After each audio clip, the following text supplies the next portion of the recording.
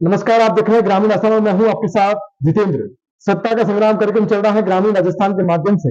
इस कार्यक्रम के दौरान हम पहुंचते हैं जनता के बीच और जानते हैं कि जनता के क्या मुद्दे हैं, किन मुद्दों पर जनता वोट करेगी। साथ ही उन प्रत्याशियों के पास पहुंचते हैं जो अपने आप को प्रबल दादा में इस बार चुनाव मैदान में ताल ठोक रहे हैं और जानते हैं कि उनके क्या मुद्दे हैं, किन मुद्दों के आधार पर वो अपने लिए पार्टी के लिए वोट मांगे।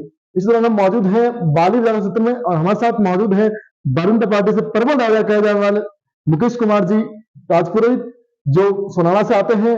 जानेंगे उनसे कि उनके क्या मुद्दे हैं और किन मुद्दों को लेकर इस बार वो जनता के बीच पहुंच रहे हैं। सबसे पहले से बहुत बहुत स्वागत सर। स्वागत। सर, सबसे पहले आपका पारिवारिक बैकग्राउंड जानना चाहूंगा, किस बैकग्राउंड से निकल करके आज मुकेश जी इस मुकाम तक हैं। मेरे परिवार में जैसे कोई राजनीतिक बैकग्राउंड नहीं है। मेरे पिताजी पेशे से किसान थे और मेरे दादाजी भी किसान ही थे। मैं किसान परिवार से हूँ और मैं एक बिजनेसमैन व्यवसायी हूँ और पिछले 2-2.5 साल से मैं राजनीति में सक्रिय रूप से काम कर रहा हूँ। जी, राजनीति में आने का प्रमुख कारण क्या रहा? क्योंकि एक सामान्य परिवार का व्यक्ति जब राजनीति के बारे में सोचता है तो कोई ना कोई बड़ा कारण होता है, तो आपका प्रमुख कारण क्या रहा होगा राजनीति में आने का? पिछले 4-5 साल से मैं राजस्थान में हूँ। उससे पहले मैं बाहर था और जब राजस्थान आया तो सर्वप्रथम मुझे जनता की सेवा करने का मौका मिला और सोनाना खेतलाजी जूनीधाम ट्रस्ट का मुझे अध्यक्ष बनाया गया। जी। अध्यक्ष बनने के दौरान जब कोरोना महामारी आई तो कोरोना महामारी के दौरान मैंने बाली विधानसभा में एक मुझे सेवा का मौका मिला जो तन मन और धन से निभाया और कोरोना के तहत बाली विधानसभा में लगभग 16,000 परिवारों तक राशन सामग्री लेके पहुंचा। उसके साथ ही प्रशासन के लिए जितना संभव हो सका उतनी मदद किया और सोनाना खेतला जी के प्रांगण में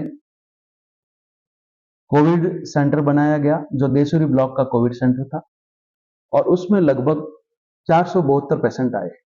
उन 472 पेशेंटों की मैंने रूबरू खुद सेवा की और ईश्वर की मेहरबानी रही कि एक भी पेशेंट को कोई भी तरह की प्रॉब्लम नहीं, कोई भी ट्रेजेडी नहीं हुआ और सब स्वस्थ होकर घर लौटे।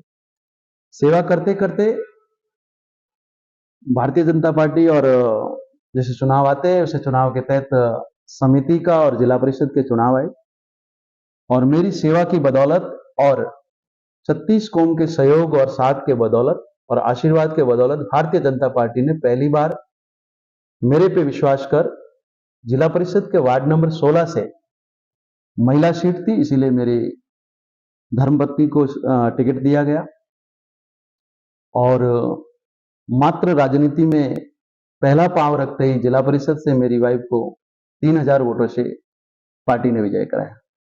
क्योंकि वोट जो देते हैं लोग नौशक एक चेहरे पे देते हैं, लेकिन उसके साथ साथ में कौन सी पार्टी का सिंबल है, सिंबल के ऊपर विश्वास करके तो भारतीय जनता पार्टी ने मेरे ऊपर विश्वास किया और 36 कौम ने भारतीय जनता पार्टी पे और मेरे ऊपर विश्वास करके लगभग 2700 वोटों से पहली बार विजयी बनाया।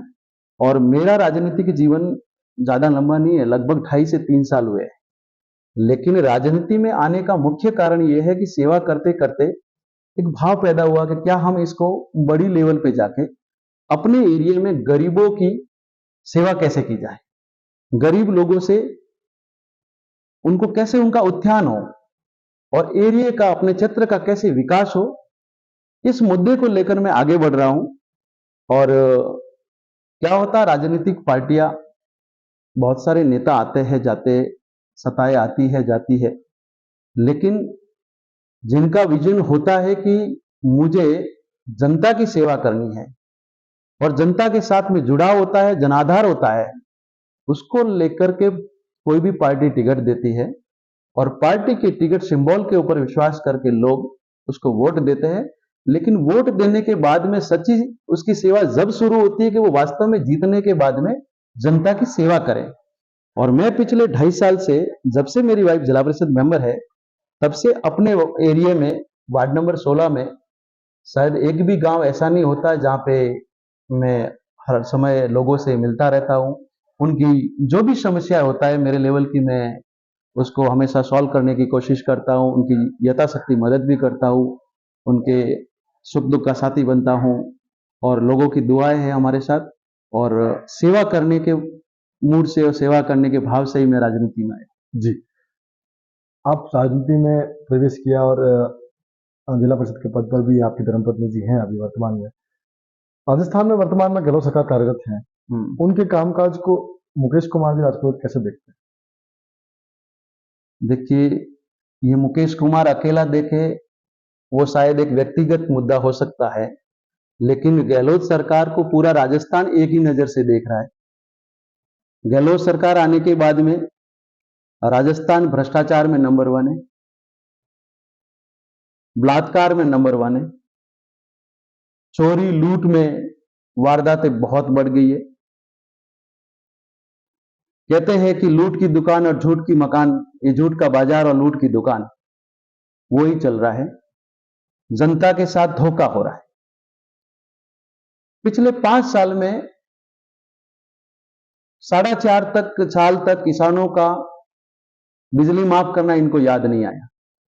जब चुनाव आया तो किसानों की बिजली माफ करने का झुंझुना दिखाया गया और लोगों को 100 यूनिट तक बिजली माफ करने का झुंझुना बताया। होता क्या है कि बिल 2 महीने का आता है और उसमें 100 यूनिट फ्री करने के नाम पे एक झुंझुना, और लोगों को क्या है कि बेवकूफ समझ के उनको एक छोटा सा लॉलीपॉप पकड़ा दिया है। हालांकि लोगों के बिल माफ करने से भी पहले जो आते थे वो नॉर्मल बिल से कहीं गुना ज्यादा आया। ऐसे ऐसे केस भी है मेरे नजर में जिनका पहले यदि बिल 1500, 1600 और 2000 आता था, उनका बिल कम से कम 1500, 1600, 2000 की जगह आज 4000 और 5000 भी आ रहा है। फिर गहलोत सरकार ने अभी चुनावी मुद्दा को देखते हुए और लोगों को प्रलोभन देने के लिए मोबाइल बांट रहे हैं। लोगों को मोबाइल से पहले चाहिए रोजगार, लोगों को मोबाइल से पहले चाहिए चिकित्सा, लोगों को मोबाइल से पहले चाहिए अच्छी शिक्षा। जी, स्कूलों में टीचर नहीं है, हॉस्पिटल में चिकित्सक नहीं है और रोजगार के नाम पे जीरो है। तो खाली चुनावी झुंझुना बजाने के लिए और चुनाव के समय में जो भी ये कर रहे हैं वो जनता सब समझ रही है। और 4 साल में विकास के नाम पर जीरो रहा। मात्र बढ़ा है तो भ्रष्टाचार बढ़ा है, बलात्कार बढ़ा है, लूट बढ़ी है और दंगे बढ़े। जी, लेकिन सत्ताधारी लोग बैठे हैं, उनका मानना है कि जो योजनाओं का जो पिटारा खुला है उसके बल पे फिर सत्ता में लौट रहे हैं। क्या मानना है आपका? क्या होता है कि योजना का पिटारा खोलना और योजना को धरातल पर लागू करना, उसमें रात और दिन का अंतर है। बहुत सारी योजनाएं बना दी, लेकिन धरातल पर आते आते वो समय लग जाता है। और गहलोत सरकार ने 4 साल में ऐसी कोई योजना नहीं बनाई जिसमें कोई युवाओं को रोजगार मिले। रोजगार देने के बजाय गहलोत सरकार में पिछले 2 साल 3 साल से देख रहे कि जितने भी एग्जाम हुए वो सब में पेपर लीक हुआ और पेपर लीक होने के बाद में उन युवाओं के साथ धोखा हुआ जिन्होंने वास्तव में मेहनत की थी, और वो युवा सेलेक्ट हो गए जिन्होंने पैसों के बल पे पूंजीवाद चला, जिसके पास पैसा था उनका सिलेक्शन हो गया। अभी एक राजस्थान पुलिस में कोई भर्ती खुली थी जिसमें एसआई की भर्ती थी और शायद सांचौर तहसील से लगभग 50 या 60 या 100 समथिंग कुछ एसआई लग गए थे। एक ही तहसील से एक साथ इतने थानेदार लगना कहीं न कहीं संदेह दिखाता है। और राजस्थान की सरकार के अंदर जितने भी एग्जाम हुए पेपर लीक को लेके आम युवाओं में इतना रोष है कि क्योंकि जो गरीब युवा होते हैं उनके माँ बाप मजदूरी करते हैं, मजदूरी करने के बाद में बच्चों को पढ़ाते हैं, लेकिन उनके सिलेक्शन के बदले जिसके पास पैसा होता है वो पैसा पेपर लीक करके उस पेपर की कॉपी करके वो पास हो जाते हैं। ये पूरी राजस्थान के साथ में बहुत बड़ा धोखा है, बहुत बड़ा चलावा है और आम युवाओं में बहुत बड़ा आक्रोश है कि जो इस बार गहलोत सरकार को तो निश्चित है जाना। जी, ये तो हो गई राज्य की बात। यहाँ के स्थान में बात करूं बहाली विधानसभा क्षेत्र की। यहाँ से वर्तमान विधायक हैं पुष्पेंद्र सिंह जी राणावत, जो लगातार 5 बार से विधायक हैं। उनके कामकाज को आप कैसे देखते हैं? देखिए, पुष्पेंद्र सिंह जी भारतीय जनता पार्टी से विधायक हैं और वो लगभग 12.5 साल की सरकार थी, वो लगभग उन्होंने भारतीय जनता पार्टी के साथ में थे। अभी वर्तमान विधायक और 2008 13 के विधायक थे। उस समय शायद कांग्रेस की सरकार थी, 2008 और 2013 की। जो कांग्रेस सरकार में थे उस समय तो भारतीय जनता पार्टी के विधायकों के साथ में भी दोहरा व्यवहार ही होता है कि जिसकी सरकार होती है आखिर में तो योजनाएं उनकी चलती है। और मैं पुष्पेंद्र सिंह जी की बात करूं तो जब वो 2013 में भारतीय जनता पार्टी की सरकार के साथ थे तो वो बिजली मंत्री थे, और बिजली मंत्री रहते हुए बाली विधानसभा ही नहीं अपितु पूरे राजस्थान में बिजली की इतनी सुविधा अच्छी थी कि शायद लाइट 24 घंटे में 22 या 23 घंटे लाइट आती थी। लेकिन और उन्होंने आज की कंडीशन में तो खस्ता हालत नजर आती है। आप कौन से पार्ट से कह रहे हैं खस्ता हालत आ रही है? पुष्पेंद्र सिंह जी के बारे में बात कर रहे हैं या गहलोत सरकार के बारे में बात कर रहे पुष्पेंद्र सिंह जी ने तो काम किया, आपका मानना है कि ऊर्जा मंत्री थे तब उन्होंने काम किया, लेकिन अभी जो वर्तमान की स्थिति, अभी विधायक भी वही है, लेकिन बिजली की कहीं ना कहीं समस्या नजर आती है। हैं? नो डाउट वो विधायक है लेकिन बिजली मंत्री नहीं है। यदि बिजली मंत्री जब पुष्पेंद्र सिंह जी थे तो बिजली आती थी, और वो पुष्पेंद्र सिंह जी नहीं, भारतीय जनता पार्टी की सरकार थी इसलिए बिजली आती थी कि भारतीय जनता पार्टी की सरकार जब होती है तो उनका एजेंडा होता है जनता की सेवा करना, लोगों की भावनाओं को समझना और ईमानदारी के साथ में शासन चलाना और ईमानदारी से जनता की सेवा करना। अभी वर्तमान में जो गहलोत सरकार है उसमें एक बिजली ही मुद्दा नहीं है, बहुत सारे मुद्दे हैं। बिजली तो एक नाम है लेकिन बहुत सारे मुद्दे जिसमें आम जनता में भी रोष है, युवाओं में भी रोष है, गरीबों में रोष है। और क्योंकि पार्टी जो है वो आम जन की नहीं है, कहीं न कहीं कुछ लोगों की पार्टी है, इसीलिए बड़ा रोष है। जी, लेकिन जो सत्ताधारी लोग हैं उनका मानना है कि गहलोत पुष्पेंद्र जी ने जितना काम नहीं किया उससे कई गुना काम गहलोत साहब ने यहाँ पर सौगातें दी हैं। चाहे देसूरी से मुंडारा की रोड की बात कर लो, चाहे देसूरी में कॉलेज की बात कर लो, तो क्या मानना आपका? यदि सौगात देना ही चाहती सरकार तो 4 साल में देते। जब अभी इलेक्शन आए हैं, चुनाव आए हैं, और चुनाव से 4 महीने पहले यदि आप रोड बनाओ और उसका क्रेडिट यदि गहलोत सरकार लेना चाहे तो वो तो 4 साल पहले जाते हैं। यदि जनता की भावनाओं को समझते थे कि इस एरिया में मेरी जनता परेशान है और रोड सही नहीं है तो 4 साल पहले ही सौगात दे देते। जी, कहीं न कहीं ये चुनावी स्टैंड है, कहीं न कहीं चुनाव को मद्देनजर रखते हुए अपने फायदे के लिए दिया है, लेकिन जनता जागरूक है, वो समझती है कि 2-4 महीने पहले सैंक्शन देना और 2-4 महीने पहले रोड की सौगात देना कोई बड़ी बात नहीं है। जी। अब राजनीतिक जीवन से आपके सामाजिक जीवन की ओर चले, तो राजनीतिक जीवन से हटके सामाजिक जीवन में आपने कौन-कौन से बड़े कार्य किए, जिन कार्यों को आज भी आप महसूस करते हैं या उसके बारे में मनन करते हैं तो गौरवान्वित महसूस करते हैं? देखिए, फर्स्ट ऑफ ऑल तो ऐसा है कि बचपन से मैं एक गरीब परिवार का और किसान परिवार का व्यक्ति हूँ। पढ़ाई छोड़ने के बाद में मैंने अपना व्यावसायिक जीवन शुरू किया और लगभग सन 2000 से लगाकर 2017 तक मैं राजस्थान का प्रवासी था। जी, दिल से मेहनत की, व्यवसाय किया और ईश्वर की मेहरबानी से मुझे सफलता मिली। जी, उसके बाद में सन 2018 के अंदर सोनाना खेतला जी जूनी धाम का मुझे अध्यक्ष बनाया गया, और अध्यक्ष रहते हुए मैंने वो ऐतिहासिक काम किए जो पिछले 20 साल में नहीं हुए। मंदिर में रहते हुए कोविड हो गया तो कोविड के तहत मैंने जनता की सेवा की, पूरे गांव का विकास किया, मंदिर का विकास किया, और मंदिर में अनेक ऐसे कार्य थे जो बहुत समय से लंबित थे। वो कार्य खेतला जी की मेहरबानी से करने का मौका जो मुझे सौभाग्य मिला वो अपने आप को मैं गौरवान्वित महसूस करता हूँ। और खेतला जी की सेवा करते करते भारतीय जनता पार्टी ने मेरे ऊपर विश्वास किया, मेरी वाइफ को जिला परिषद मेंबर बनाया। वो एक मेरी सफलता मानो या खुशी मानो, जो भी है, भारतीय जनता पार्टी और खेतला जी महाराज के आशीर्वाद से।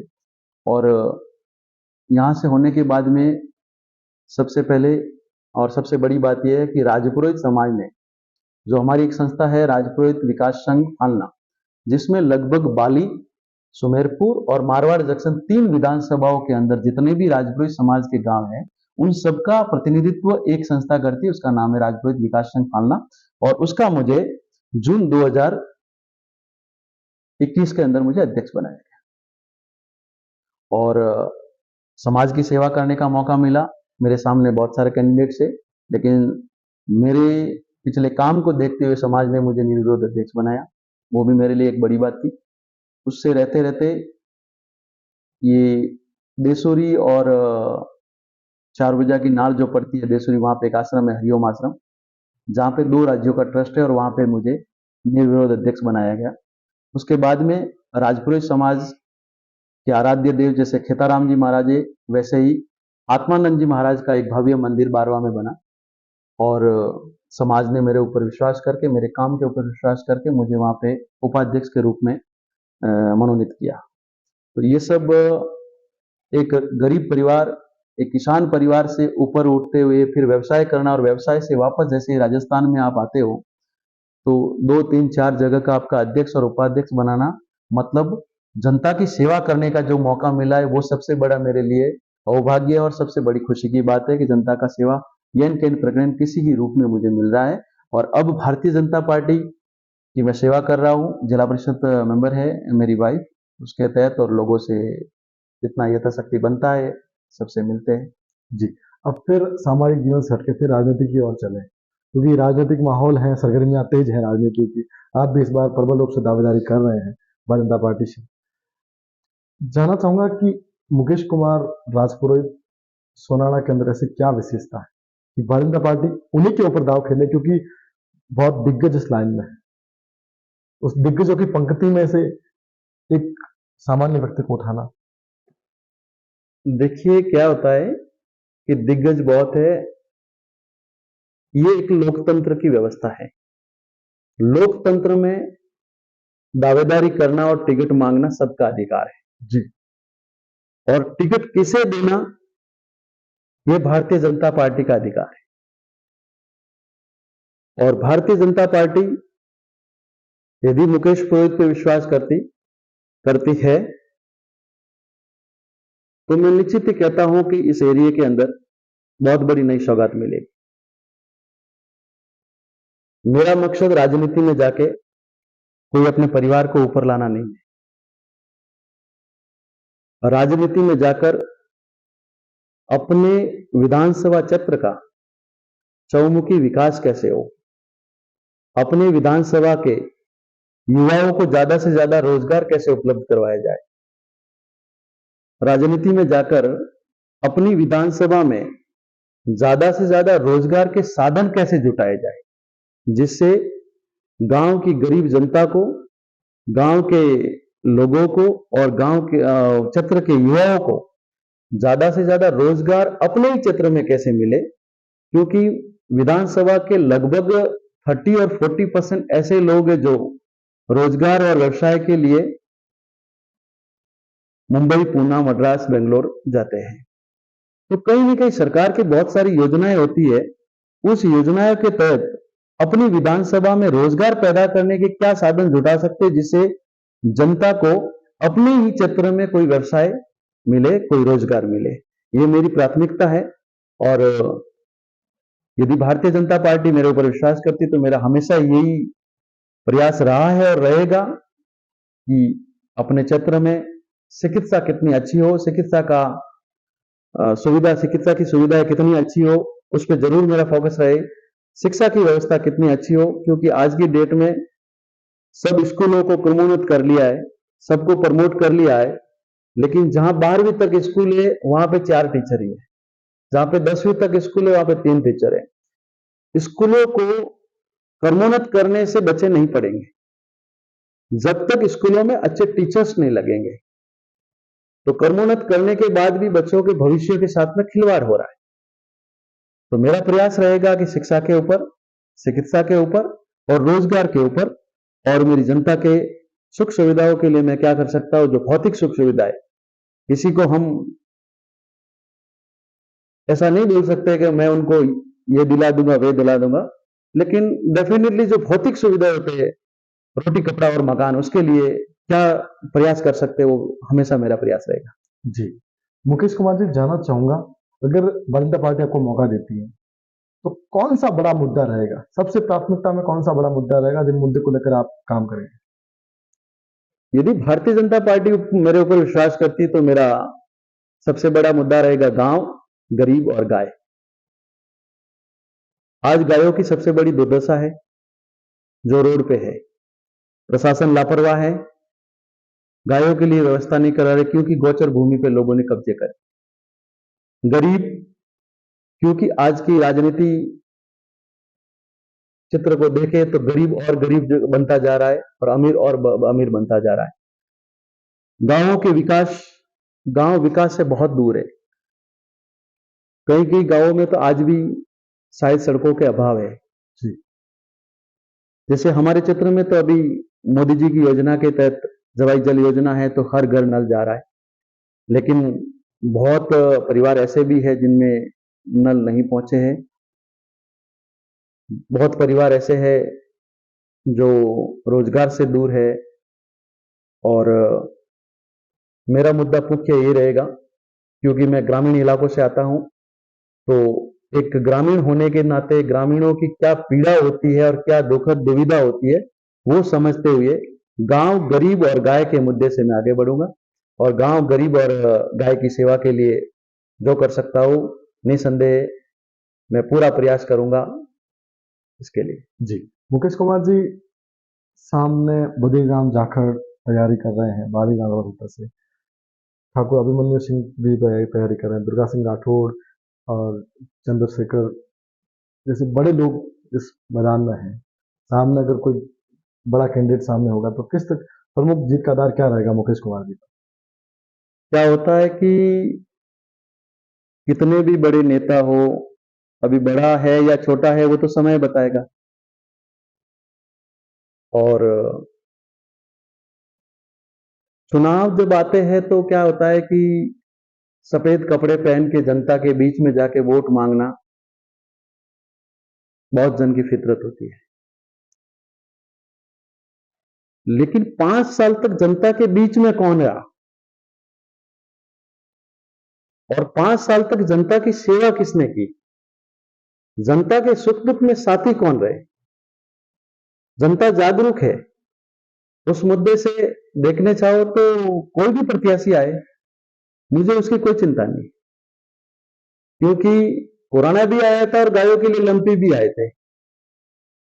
और जो भी आपने बोला है, नेताजी में से एक भी नेताजी नहीं थी, जो नेताजी नहीं थे जो गरीबों के साथ में, ग्रामीणों के साथ में, आम जनता के साथ में थे या गायों के लिए सेवा में तत्पर थे। और आज से 5 साल पहले मेरा मुद्दा राजनीति नहीं था, उसके बावजूद भी मैंने जनता के लिए जितना संभव हो सके उतना सेवा का प्रयास किया है। और गायों के लिए भी मैंने जितना प्रयास हो सके उतने सेवा का प्रयास किया है। जी, मुकेश कुमार जी, क्या लगता है इस बार बाली में जातिगत फैक्टर काम करेगा? क्या होता है कि जब तक टिकट मिलना होता है तब तक हर जाति को मांगने का अधिकार होता है और जातीय फैक्टर भी चलता है। लेकिन टिकट फाइनल होने के बाद में एक विचारधारा वाले लोग उसी पार्टी की विचारधारा के साथ जुड़ जाते हैं। टिकट किसी को भी मिले उसके साथ जुड़ जाते हैं, लेकिन दूसरा मुद्दा यह देखते हैं कि जिस कैंडिडेट को टिकट मिला है उसका बैकग्राउंड क्या है। क्या वो राजनीति में जनता का विकास करने आया है या अपने घर का विकास करने आया है? क्या राजनीति में जिसको टिकट मिला है उनका व्यवहार जनता के प्रति कैसा रहा है? जिसको टिकट मिला है उनका जनता के प्रति तालमेल कैसा रहा और जनता को प्रति भरोसा कैसा रहा है? उस सब फैक्टर को देखते हुए, जातीय फैक्टर तो कहां नहीं चलते, हर जगह चलते हैं, हर क्षेत्र में चलते हैं, हर राज्य में चलते हैं। लेकिन उसके बाद भी सबसे बड़ा मुद्दा होता है आम जनता का विकास, युवाओं के साथ में रोजगार के लिए प्रयास करना, ये मुद्दे रहते हैं। बाकी जातिवाद वैसे कोई बड़ा मुद्दा नहीं है। जी, वैसे तो हमारी सबके साथ शुभकामनाएं रहती हैं, लेकिन जीतता एक है, हारते सब हैं। टिकट एक को मिलता है, बाकी सबको निराशा मिलती है। मान लीजिए मुकेश कुमार जी राजपुरोहित को टिकट नहीं मिला, 1% चांस भी ऐसा बना, तो क्या एक्शन रहेगा? देखिए, ऐसा है कि मुकेश कुमार राजपुरोहित को टिकट मिला या नहीं मिला, मैं ये आज तो कुछ नहीं कह सकता हूं, क्योंकि शायद कल मिला भी हो सकता है। कहीं न कहीं मेरा एक मुद्दा ये भी है, शुभकामनाएं वैसे हमारे साथ है आपके, लेकिन होता यह है कि एक को टिकट मिलता है, बाकी सब निराशा मिलती है। डेफिनेटली टिकट एक को ही मिलता है। जहां पर जहां तक मानो मेरा मुद्दा ये भी है कि राजस्थान के अंदर जातीय समीकरण को और जातीय समानता देखने जाए तो राजपुरोहित समाज से जो छोटी छोटी जातियां हैं उनको भी 5 और 4 टिकट देके प्रतिनिधित्व दिया जाता है। तो मैं तो पार्टी से यही गुजारिश करता हूं कि यदि आप जनसंख्या के आधार पर ही टिकट बांट रहे हैं तो राजपुरोहित समाज छोटा समाज नहीं है। लगभग राजस्थान के हम अंदर हम 17 से 18 विधानसभाओं में महत्वपूर्ण भूमिका अदा करते हैं और समाज को समानता का अधिकार देना चाहे तो राजपुरोहित समाज को कम से कम 17-18 सीटों पर सर्वे करके जहां भी पार्टी को उचित लगे, भारतीय जनता पार्टी को, वहां पर 4-5 टिकट देना चाहिए। और यदि 4-5 टिकट नहीं देते हैं तो कहीं न कहीं जातिवाद का फैक्टर काम कर सकता है, क्योंकि 70 सालों से और भारतीय जनता पार्टी को राजपुरोहित समाज 40 सालों से ईमानदारी के साथ वोट करती आई है। और यदि राजपुरोहित समाज ने ईमानदारी दिखाई है तो भारतीय जनता पार्टी को भी उसका फल उसको देना चाहिए, उसका अधिकार देना चाहिए, समानता का अधिकार देना चाहिए। मैं जातिवाद में विश्वास नहीं करता हूं, लेकिन पार्टी की रीति नीति ऐसी बनाई है कि जातीय आधार पर वोट बांटे जाते हैं। जातीय आधार के बाद में कैंडिडेट का नेतृत्व देखा जाता है। तो जातीय आधार पर भी वोट बांटने तो राजपुरोहित समाज से जो भी कैंडिडेट हो और पार्टी सर्वे करे, पार्टी विचार करे, यदि पैरामीटर्स में राजपुरोहितों के नाम पे यदि मुकेश कुमार सही बैठता है तो पार्टी विश्वास करके मेरे को टिकट दे, और यदि पार्टी टिकट देगी तो मैं नीचे ही बाली विधानसभा से अच्छे वोटों के साथ में विधानसभा पहुंचूंगा। जी, अंत में आप ग्रामीण राजस्थान के माध्यम से बाली की जनता से क्या कहना चाहेंगे? देखो, बालेरी में आमजन और बालेरी जनजनती आयुष प्रार्थना करूं कि यदि भारतीय जनता पार्टी हमारे ऊपर विश्वास करे तो मैं निश्चय कर बालेरी जनता री सेवा में हमेशा हाजिर रहूला और बालेरी जनता रे बीच में रहूला और गरीब ने गणेश मानने और जनता ने जनार्दन माने ने उन्होंने सेवा करूला। और